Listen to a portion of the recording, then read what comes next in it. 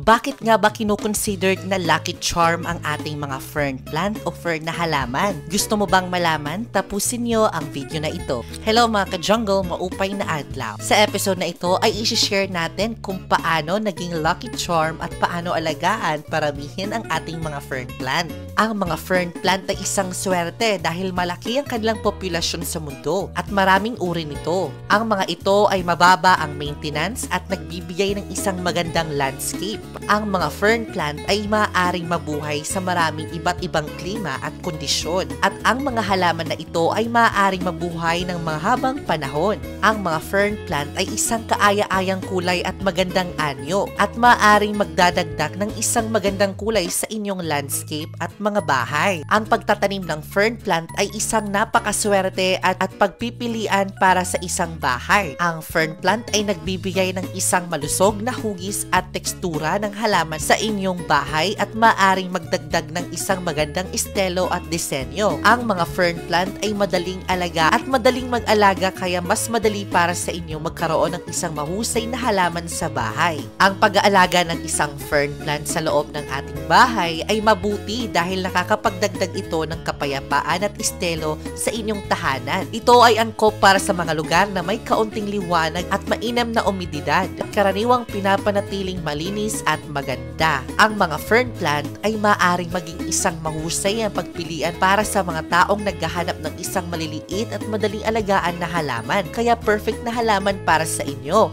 At sa karagdagan, isa pa itong lucky charm sa business at sa ating opisina. Ang mga ito ay naroroon upang magbigay ng isang malinis na antas na pag-ingat sa loob ng inyong tahanan at opisina. Sa karagdagan mga ka-jungle, ang mga fern plant ay galing sa tropical at subtropical na rehiyon ng mundo. At alam niyo ba na ang mga fern ay nagmula pa sa panahon ng dinosaur? At ang maraming uri nito ay naninirahan sa mga gubat, hardin at iba pang lugar na may mahalagang pagkain at tubig. Bakit nga ba isa itong lucky charm sa ating tahanan? Una ay natural na purifier ng hangin ito.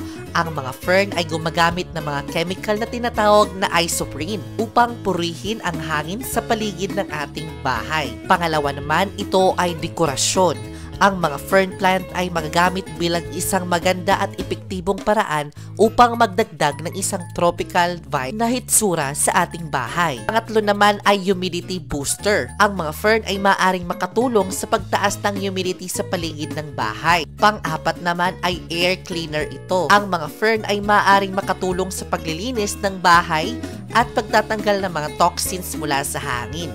Kaya naman pala ay lucky charm ito. Sa karagdagan, ang mga fern plant ay dapat ilalagay sa ilang lugar na malamig, maulap at sapat na katamtaman ng kalumigmigan. Kayo ba mga ka-jungle, meron ba kayong mga fern plant? I-comment mo naman. At bago tayo magpatuloy, i-share mo ang video na ito. So sa video nga na ito ay i-share ko sa inyo kung paano natin alagaan at paramihin ang ating mga fern plant. So alam naman natin na ang mga fern ay isa sa napakagandang halaman kahit wala silang bulaklak. At alam ninyo na ang mga fern ay kahit saan lamang tumutubo ito. Sa ilalim ng mga bato, sa ilalim ng mga puno, o di kaya sa mga gubat na meron tayo. At sa ngayon, marami na ang nagtatanim dito.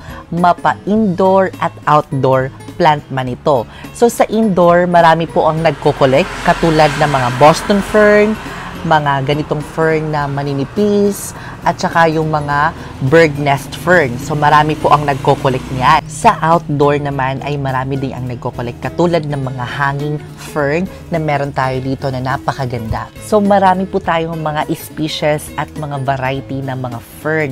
At ito po ay pampaswerte din sa ating loob ng ating tahanan kung meron tayo. So tinatawag din siya na lucky charm sa ating tahanan. So bagamat hindi po siya namumulaklak na halaman, ang kanyang pag-aalaga dito when it comes to sunlight exposure ay hindi masyadong kinakailangan ng matinding sikat ng araw. So okay na okay lang po kung nasa shady lang po siya ng ating mga tahanan o nasa ilalim po siya ng mga puno. Mas nagiging maganda po yung kanilang dahon, mas nagiging green po ang kanilang mga dahon kesa pag naiinitan ng sobra kasi nagiging sunog po ito ang ating mga dahon ng mga fern. So, kinakailangan na maingat po tayo sa pag-aalaga dito. So, tingnan nyo naman ang ating fern dito na napakaganda. So, ito po ay nasa shady area lang ng ating terrace. Kaya naman po, hindi po siya nasusunog at katamtaman lamang po na sunlight ang binibigay natin dito sa ating mga fern na halaman. At kung mapapansin nyo, ang mga dahon ng ating mga fern ay sobrang nipis talaga at hindi po siya nag-hold ng water de parehas ng mga succulent, mga cactus natin. Ito po ay sobrang nipis at kinakailangan niya ng dilig. Kinakailangan niya po ng dilig araw-araw. So ako po ay araw-araw nitong nagdidilig ng ating mga fern. So kinakailangan po ito ng care talaga when it comes to the indoor plants sa ating mga fern na halaman. At kapag magdidilig kayo mga ka-jungle, i-check nyo palagi ang kanyang mga dahon. Kasi nga, kapag yung kanyang dahon ay medyo faded na, parang hindi na po siya green, mapapansin nyo na kinakailangan niya ng sobrang dilig talaga. Katulad nito, naglulupay-pay, kinakailangan talaga ng sobrang dilig ng ating mga fern plant. May iba't ibang klase ng fern mga ka-jungle. Yung iba, mga epiphytic. Ang ibig sabihin ng epiphytic mga ka-jungle ay doon sila tumutubo sa another plant, like doon sa mga puno. So, ang kanilang soil o di kaya ang kanilang base dito sa ilalim ay pwedeng kokopit lang. O di kaya yung mga kahoy lang, pwede mo siyang ilagay doon. Pero may mga ibang fern naman na nasa lupa o nasa bato, katulad nito. So, pwede po siya sa lupa or sa soil. So, that is the soil requirement na kailangan ng ating mga fern. Marami din ang nagtatanong kung ano ang mga fertilizer na ginagamit natin sa ating mga fern. Kasi nga, syempre, ang mga fern, mapapansin natin na kahit hindi na po siya lagyan ng fertilizer, okay na siya. But wait, there's more. Kasi nga, kapag maglagay po tayo ng fertilizer sa ating mga fern, ito ay matutulungan mapalago at mapadami ang mga dahon. Kasi nga, kapag nandun na po siya sa mga habitat nila, syempre, parang wild plant sila. So, naging mas maganda ang kanilang tubo kasi nagproduce sila ng sariling fertilizer. Unlike kung nandito sila sa ating tahanan o sa loob ng ating bahay, walang magbibigay o parang walang magbibigay kundi tayo lang mga nag-aalaga ng halaman sa ating mga fertilizer. So, kinakailangan na maglagay tayo ng fertilizer sa ating mga fern. Sa karagdagan mga ka-jungle, sa ating pag-aalaga dito ng ating mga fern ay kinakailangan na i-check nyo palagi ang mga dahon nito. Merong cases na dumadapo ang mga mealybugs o di kaya yung mga insekto, baka naman ito ay maubos ang ating mga dahon nito. So, i-check nyo palagi, ha? Kasi mas maigi na lang na walang insekto para hindi maubos ang mga dahon. Kawawa naman yung ating mga fern.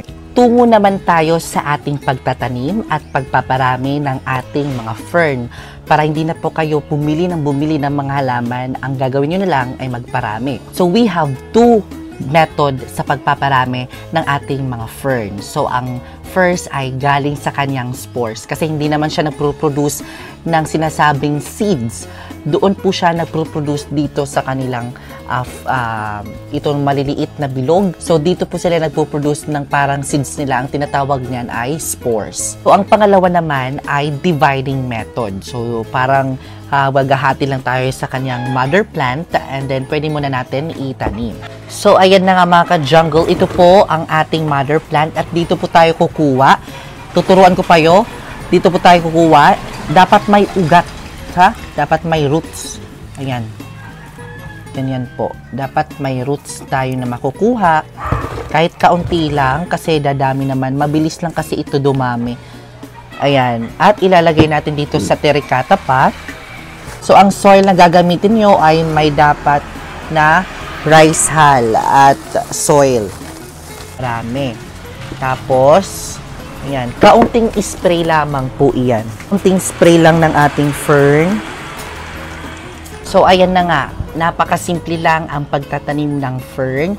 Kung gusto niyo maparami agad, ito po yung method na gamitin niyo. Wag po yung spores na sinasabi ko, kasi ito mas matagal po siya, kasi ito parang nagpo-produce lamang po siya every year ng spores at saka nalalaglag at doon sila tumutubo at sobrang tagal. It takes 8 months bago dumami ang isang fern. Pero kung gusto niyo mapabilis, ito na lang yung method na gamitin niyo. So ayan na nga, natapos na tayo sa ating pagtatanim at pag-share, pag-alaga ng ating mga Boston fern. And I hope may natutunan kayo in this episode at i-comment nyo naman kung may natutunan kayo at kung nagustuhan mo, i-comment mo na yes. Dahil mag-share pa tayo ng mga other tips tungkol sa halaman. So maraming salamat sa panonood. And don't forget to follow, share this video para makita din ng karamihan, and also subscribe to my YouTube channel for more updates. And I will see you next episode because more plant, less stress.